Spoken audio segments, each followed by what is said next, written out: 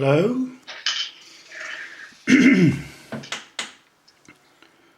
Have we connected? Max, can you hear me? Yes. 1 2 1 2 1 2 2 2 1 2.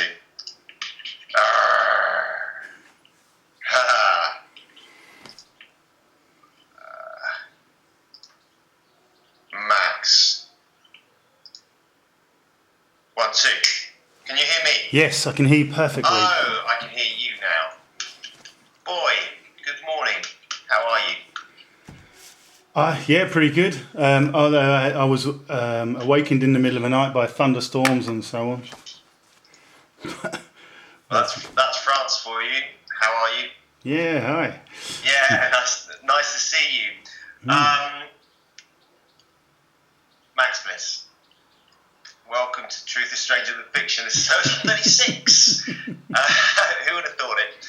Never turning 37, but I get wrinkles every day. I get a little bit older, and here we are. Now, So did you say you've just turned 36? Is it your birthday today or something? No. Oh, right. I'm just being silly. Okay. Okay, listen. As we both know, there are some incredibly powerful things going on right now around the world. One of them is called Brexit, and the vote to leave won overnight, and the markets. And let me just say that the FTSE dropped, I know 9%. The DAX dropped 10%. The Dow dropped over 3.5%. The CAC similar, and so the financial body said this is a bad thing. Now, what's your opinion on this? Now, just before we get cracking into that, just give the people a little bit of insight: who you are, where you come from, and why on earth you're talking to the likes of me. Well, we're talking because you asked if we could speak. Right? And I'm a researcher activist, somebody who's become awakened to the machinations of New World Order, really. Ultimately, I came here through climate change, really. That really triggered me into action with chemtrails and geoengineering and stuff like that. But to understand the bigger picture, you've got to look at it all. You can't just focus on one area. I mean, it's good to develop your knowledge, but you've got to get a bigger picture. So, yeah, I kind of try to understand everything that's going on. Okay, so where are you? You're based in France, are you? Yep, in southwest France, near a city called Angoulême. Okay, and are you? I don't want to go too much into your personal details. It doesn't really matter. But you do know a lot about geoengineering. And what's your website? unearthclimatechange.com. unearthclimatechange.com, and people can reach out to you if they're concerned or they disagree. You're open to discussion, aren't you? Yeah, it's probably best to try and find me on social media, Facebook or YouTube. So you use Facebook? Do you use Twitter? Do you tweet? I was using it, but there's only so much I can do. It's sort of like overextending yourself. So I've stopped using it quite some time ago now. Actually, I literally can't do enough, and I can't get enough done anyway. So it's like you have to kind of limit. I may do it again, but. I know it's huge, but yeah, I know people who set up. They got me a system where I set up, and it all happens at once. I can send you through those details at some point if interested. It's not meant to be the best way of doing it, but at least it gets it out there, right? Anyway, whatever. By the by, so Brexit. Talk to me about Brexit. What it means to you. Are you happy? Are you sad? I was absolutely shocked. I thought there was no way the banking scammers, the totalitarian elite would ever permit the leave to come through. I thought there was just no way they were going to rig the polls. There were no exit polls, as an example. So what's your opinion on it? Well, I actually thought it was going to be a rigged vote to remain. I really, truly felt that that's what would happen. I was having a discussion with some people recently who were Remain. And I did have a thought crop up into my mind about the City of London and the banksters' headquarters in the independent city-state of London, which is a Hang on, separate. hang on. Are you telling me that the City of London is its own state, just like the Vatican in Italy? Yes, Right. exactly. Yeah, exactly. Well, they've got their own laws, they've got their own tax regulations, they've got their own police force. They are a rule. They are a law unto themselves. Is that what you're trying to tell me? Absolutely, yeah. And the Queen has to ask permission to go in there, and that's where all the headquarters of all the banks are, and they get lots of nice tax situations because they're an independent city-state, an independent nation within a nation. That's right. As well as the parliamentary bods up in the European Union, they pay less tax than you and I. Yeah. They've got. They get This paid is a whole 20% or something. It's ridiculous, isn't it? It's really quite low. So it's about 6%. Yeah. Oh, is it that low? Well, I don't know. I don't Yeah. know. I might have made that up, but I think that's what they had in the film Brexit. Okay. But it's whatever it is. Why should someone else be paying lower tax than me? I don't understand. Why shouldn't we all be paying much lower taxes anyway?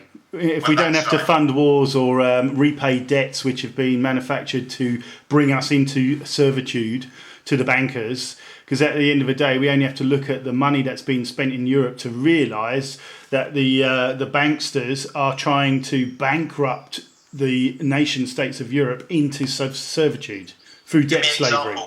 Give me an example. Well, for example, all the richer nations of Europe have to pay subsidies to help the poorer nations of Europe come up to a certain standard. So really what we're seeing is a transfer of wealth from the so-called richer nations to support the poorer nations. Now, we all have a feeling of charity and we want to help people, but not necessarily to the extent where it destroys your own quality of life, because you get into such great debt that you just have to wonder, is the cost worth it? It is a real benefit. So I would say if you look at the European Union, what's really happening is it's the richer nations are paying for the poorer nations, but it's creating a hegemony, a totalitarian system where the bureaucrats can increase control, bringing controversial new laws step by step. Like, for example, last year, fortunately, a very controversial law was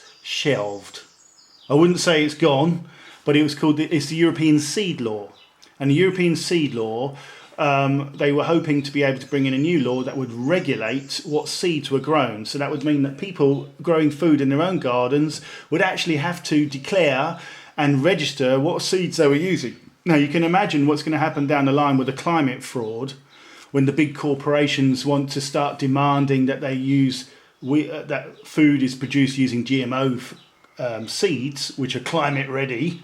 You can see that they'll start saying through situations like the TTIP that they would lose money if you don't use them, so they'll penalise them. So basically, by putting that seed law in place, they're setting up Europe to become a police state for food production. So that basically, it's you're no longer free to plant whatever food you want to grow, and it would have to be regulated, and you could be penalised, you could be fined, you could be punished. So fortunately, that was defeated. But that's an example I would use where a totalitarian state is tiptoeing into place. Those things are never defeated. They're only put into a little box, and they're brought out, and they redesign it slightly. They put a different name on it. They pay different people off, and then they get it in the back door. And most of these policies are actually delivered at the back end of the year, between Christmas and the New Year, when no one is watching. And it's fascinating when that's understood. But you're absolutely right. I want to go back to this point about the rich paying for the poor. Now, morally, we could live in a much more balanced society. There's a huge amount of people under the poverty line. We very rarely hear about them. However, we hear, and I don't want to talk about transgenderism, but we hear about transgenderism all the time. It's a massive topic, yet it's a tiny percentage of the world's population. It's insane. So there's clearly an agenda distraction. Going on there. Yeah. And but I tell you, I think it's something like this. If the European Union lends a country like Spain, as an example, or France, €1, then the people of that nation have to pay back in time €2.50. It's something like that. It's something ridiculous. So that's like the mafia, really. That's right. Well, it is the mafia. Yeah. Because there is a small elite group, the European Council, that make the rules, and they also pass the rules. It's a bit like The Soviet Union. creating a law and then saying, okay, we don't need to go to the Senate to have this passed, and we're gonna create it, we're gonna pass it, and off we go, happy days. And that's what the European Union is like. Communism. Right, so the equity markets are taking a hit. The property market, I'm in the property market, so immediately I've taken a hit because of this Remain vote. But long term, it's the better option. You know, we have to stop. We have to somehow stop this economic takeover by the banks around the world, because they're going to destroy everything. I think that's the idea. I mean, there's a clue. In 1950, James Warburg stated that we would have one world government. The question is, will it be by consent or by conquering? And this is how they do the wage their war. It's an economic war. And this is part of the programme. This is what the whole EU project is about, which is very long-term planned, long before the Second World War. And it is about to destroy the nation states, homogenise everything, bankrupt nations into austerity, and in that weak and vulnerable situation, then they will no longer be able to withstand the changes they've planned to implement, which will bring about the Soviet Union bloc for Europe. You know, and then eventually you'll have the American Union, the European Union, the African Union, and the South East or the Asian Union. And those blocks will then amalgamate to become a one world government. And that's the long-term plan. And by this economic warfare, I mean, we only have to look at what products are for sale in Europe. Nearly every actual physical product is made in China. Now, how is that even possible, that you can buy goods from China, there's no tax, there's no import, no problems, you can buy something off eBay, but you try and buy something from Australia or America or whatever, and you've got taxes to pay? Why does China get this loophole that allows them to dominate our marketplace? If you go to any DIY store and have a look at any of the products in there, all the tools and everything else, all made in China. Even the German well-known brands are all now made in China. Now, the only conclusion I can come to is that there has been a backdoor agreement that none of us are aware of that basically means that's the plan. Destroy European manufacturing. But make everyone unemployed. A long-term austerity plan, a very long-term deindustrialization plan, in order to weaken all the European nations so that they'll all be in debt. We've seen how all the nations are in debt now. It's phenomenal the amount of debt everyone is. Who are we in debt to? The truth is, well, all the nations, the people of this the European zone should return to sovereign nations, and we should take the bankers to task and write off the debts to these people, because they're criminals. Right. They're criminals. They're the mafia, and it is a long-term plan. And actually, if people go looking for it, they will find out what it is.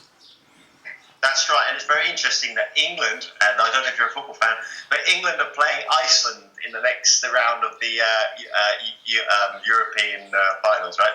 And of course, Iceland are famous for actually going for the bankers, arresting them, putting them in jail, and taking control of their currency yet again. And the immediate aftermath of that, there was some uncertainty, but the long-term growth for Iceland has been phenomenal.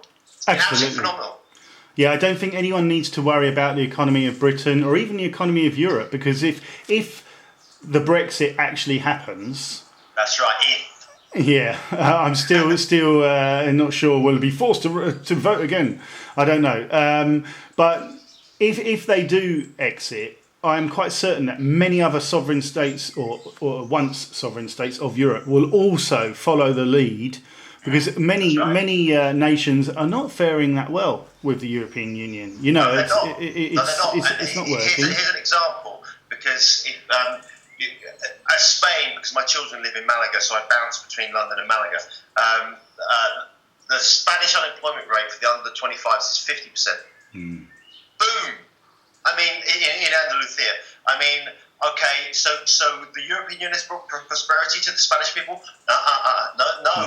The European Union has raped and pillaged and will continue to rape and pillage, Yeah. and will buy at low prices. They'll inflate asset prices when they want to, and they'll crash markets when they want to. And that's what they've been doing, all stipulated by the regulations coming out of the Federal Reserve in the United States of America, which is not federal. It's been dominating us for Rothschild 100 cartel. years. Yeah, it's a cartel. It's a cartel. And how do we? I mean, it's quite exciting. I'm quite excited. I love that. I said to a friend of mine this first thing this morning. I said the power to the people, because London voted for in. But the rest, anything above the M4 in the United Kingdom, voted no, apparently, according to the BBC, right? Mm-hmm, Who knows what the BBC the world's most trusted news service. Oh, completely independent. Yes, God save the Queen. Just everything's upside down, isn't it? Yeah, it's crazy. But what do you see is the short-term forecast for the United Kingdom in the next 6 months? Because there'll be a lot of fear out there.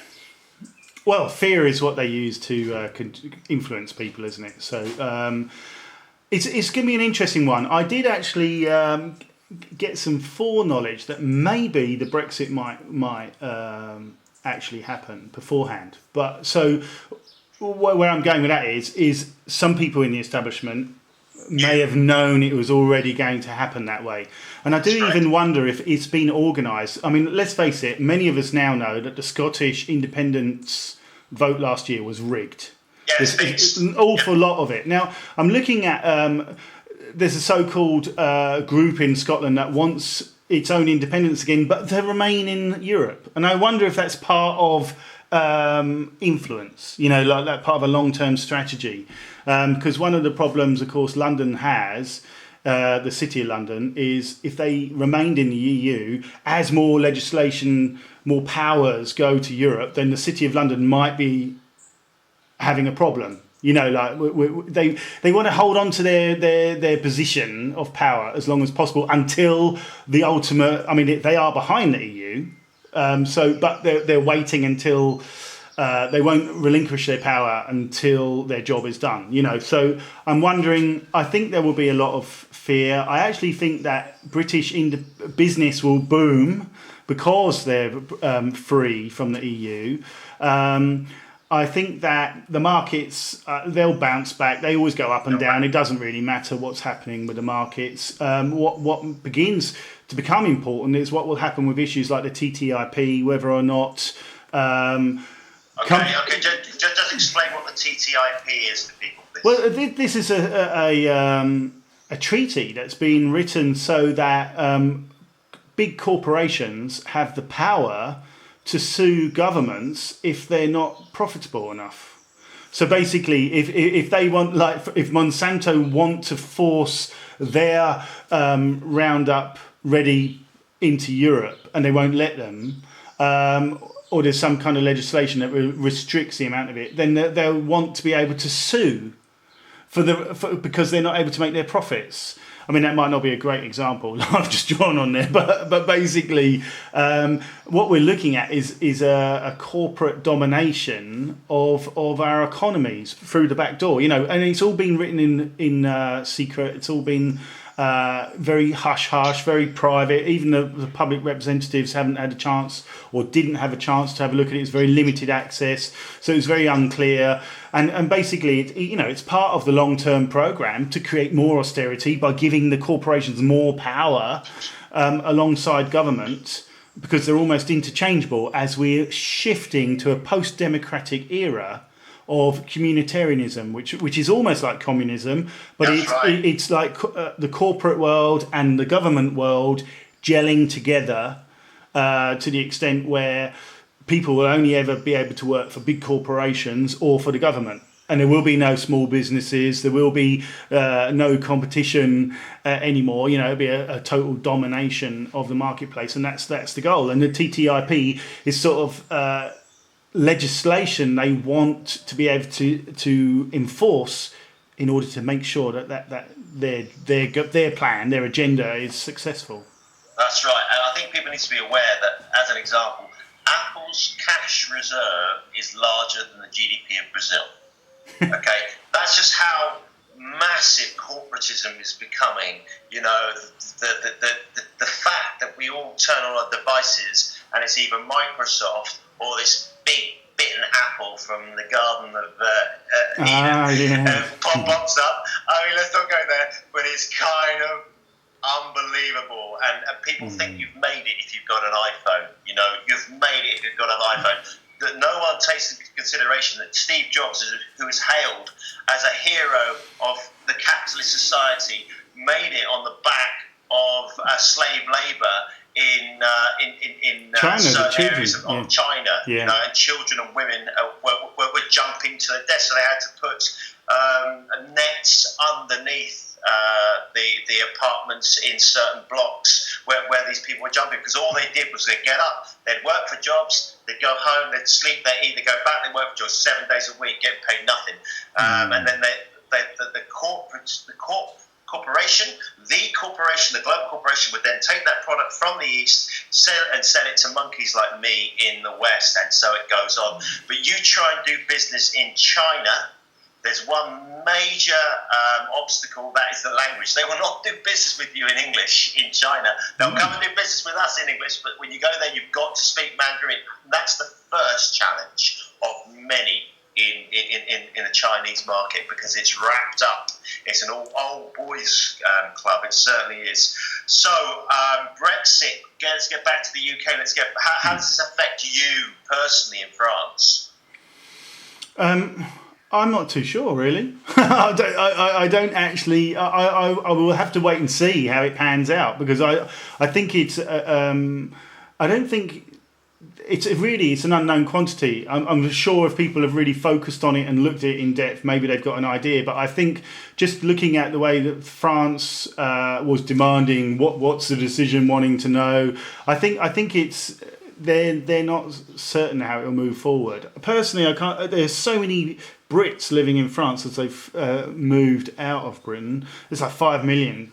I can't see any real changes for that situation. I would find that very ridiculous, because they're an important part of the economy here in France. You know, it's rejuvenated many different areas where the buildings have fallen down and everything else. So I can't see life changing that much, really, except I mean, you've got border controls and everything going into Britain anyway, so it's not like here I can travel to Germany easily, just drive and no problem. You want to go to England and you got to go through all the controls and everything else. So I don't see anything changing that much just yet.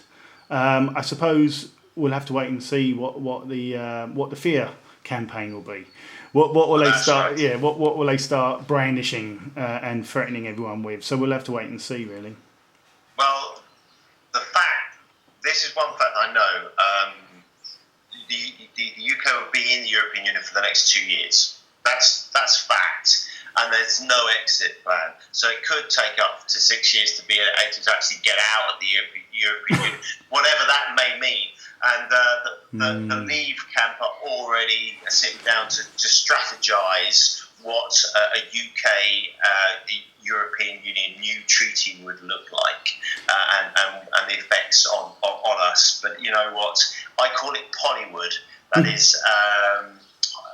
This is Hollywood for ugly people politics. You know, Pollywood. It's an absolute scam from start to finish. And the people, we need to start taking back our sovereignty. We need to understand that we don't need the banks. No. Get rid of them.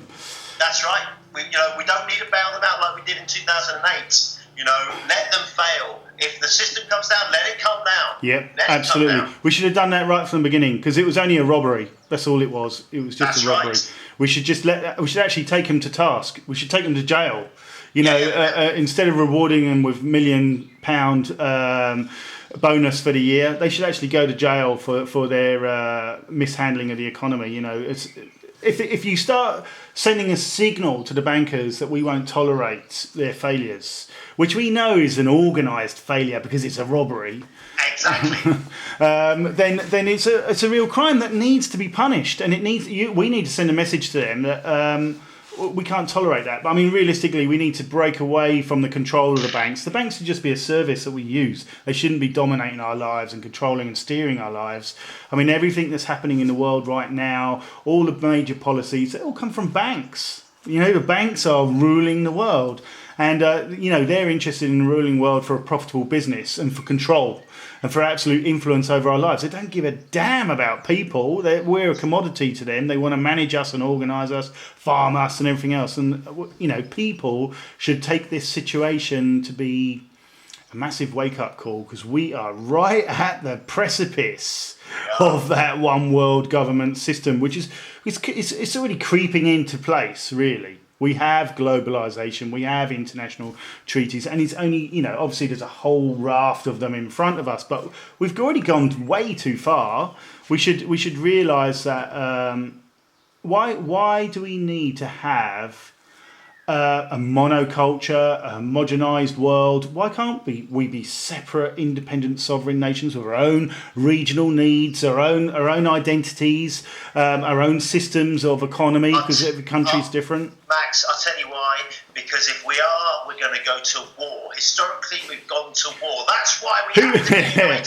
Who was behind those wars? The bankers! We know who funded every side and profited and manoeuvred governments into a position of control. That's all the wars have ever been about. All the revolutions have ever been about is just manoeuvring all these different these nations into a political hegemony, so that they can basically control the world. All of the wars, and this one day, I would hope that people realise this and actually view the bankers as absolutely disgusting, repugnant people that must go to jail. That's right. So when I'm looking at the footage from ISIS, and they're driving their sponsored Toyota vans. Okay, I have to question myself, where do they get these weapons from? Oh, yeah, all those Humvees and that, yeah.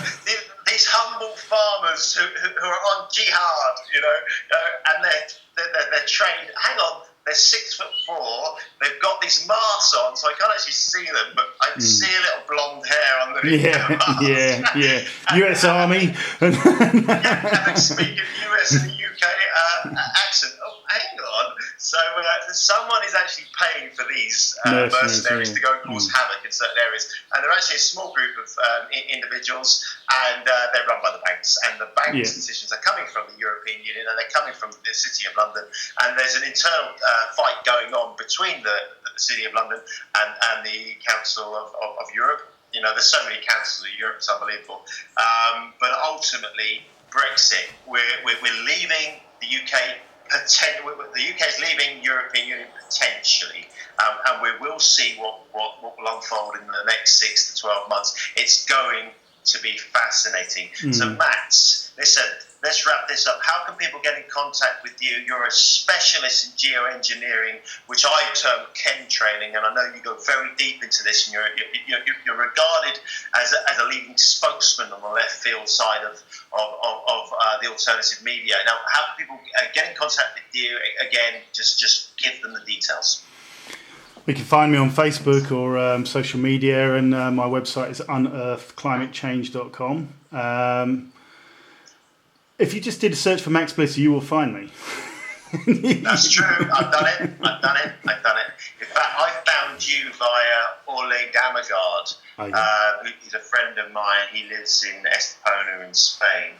And there will be tax implications regarding this. That there's something called FATCA. Have you come across it at all? No, I don't think so. So there's new tax regulations that come out from the US, where if you're a US citizen and you're not regarded to be living in the US, they're chasing you down.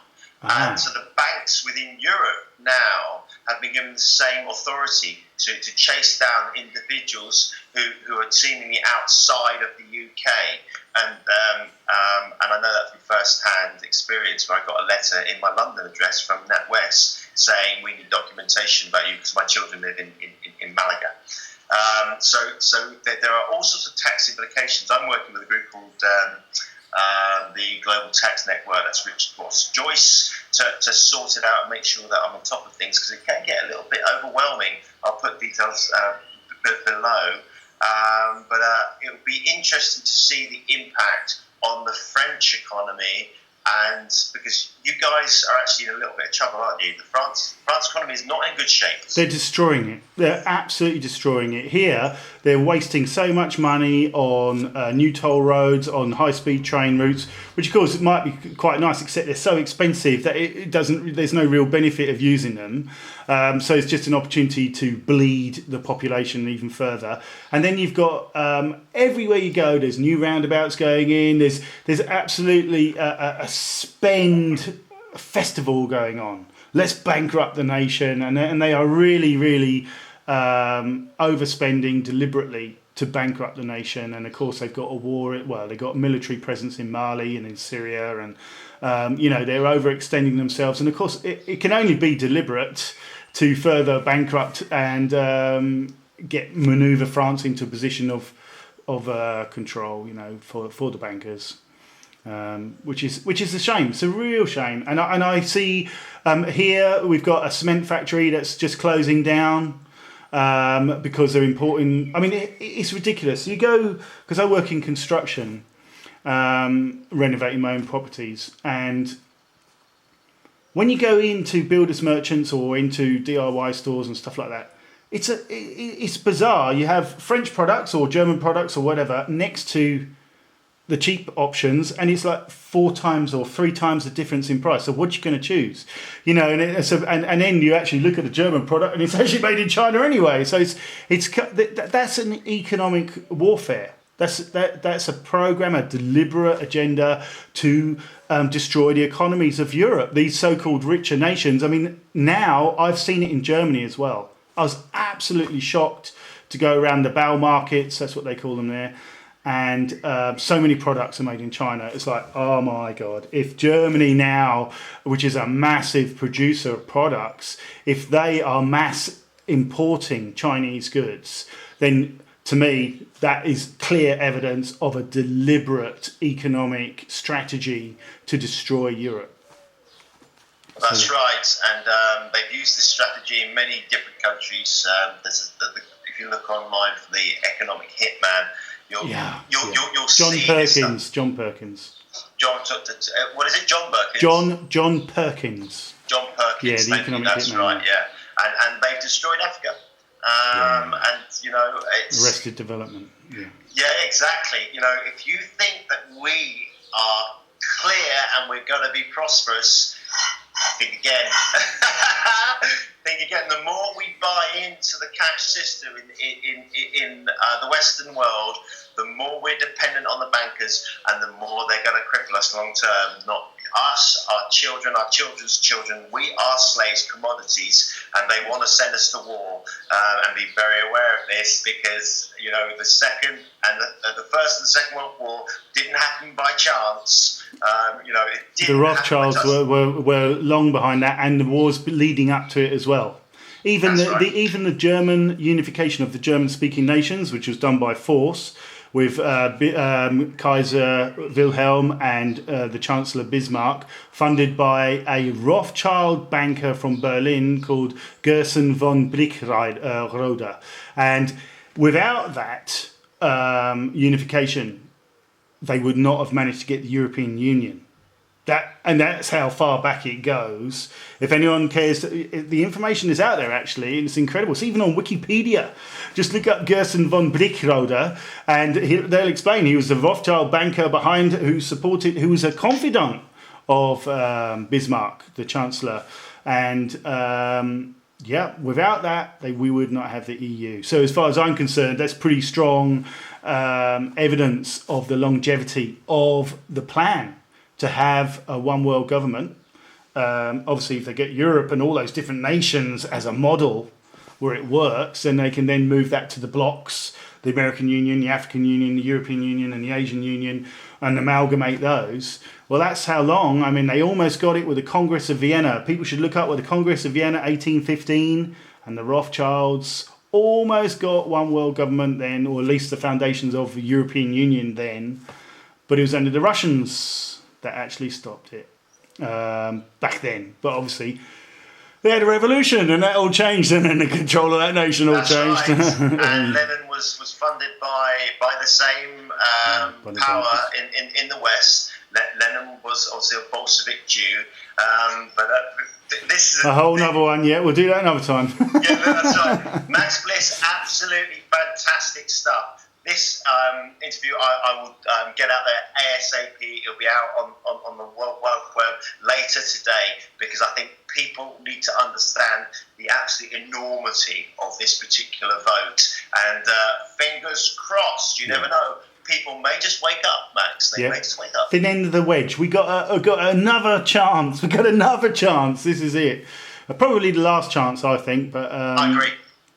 You know, who knows? Yeah. But it feels that we're on a jumping off place. We're on that cliff edge place. You know, I suffer from Stockholm syndrome. Right, I'm captive. I'm a prisoner in my own world, and the prison keepers are the people in society around me, and the people who built the prison are right at the top, and they're bankers. And guess what? They're Jewish bankers, my friend. Yes. They're Zionist Jewish bankers.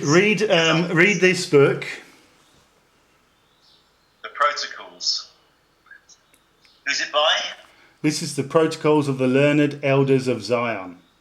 Right. Now, controversial. They say it's a forgery, but they don't say it's a fake. This was a translated plan from the Zionists 100 years ago when they took over Russia. Very interesting. A lot of people will say, "Oh, that's just horrible. That's just anti-Semitic propaganda." I know. Read it though. If anyone wants to know what's happening, the best thing would be to read this and then just reflect on how the world has changed in the last 100 years.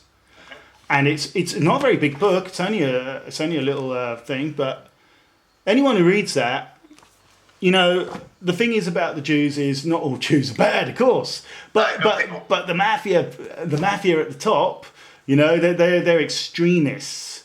And you know what my dream would be for world Jewry to wake up to the reality of what this Zionist plan is, to reject Zionists and expose them. That would be my dream, for the Jews to unite with the rest of the Gentiles and expose the Zionists, it goes back a long way. It goes back, you know, so the group that are doing this, you know, they are very deep rooted all over the world, but it's still a small group, and it's not world Jewry at all.